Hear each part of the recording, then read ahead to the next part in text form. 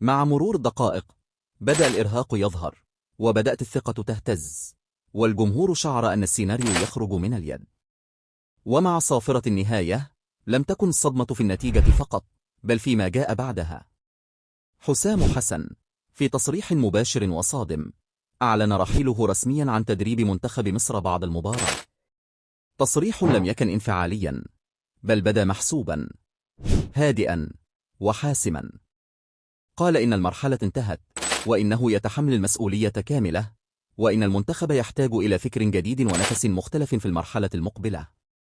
الرسالة كانت واضحة: المشكلة ليست في اللاعبين فقط، وليست في مباراة واحدة، بل في مسار كامل يحتاج إلى إعادة تقييم. حسام حسن أشار إلى الضغوط، إلى ضيق الوقت، إلى غياب الاستقرار، وألمح إلى أن العمل في أجواء غير مستقرة يجعل النجاح شبه مستحيل.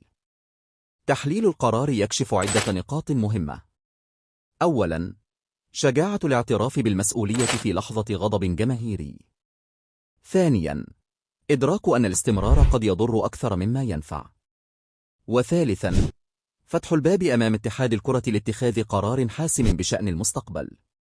أما فنياً، فالمباراة كشفت أزمات واضحة.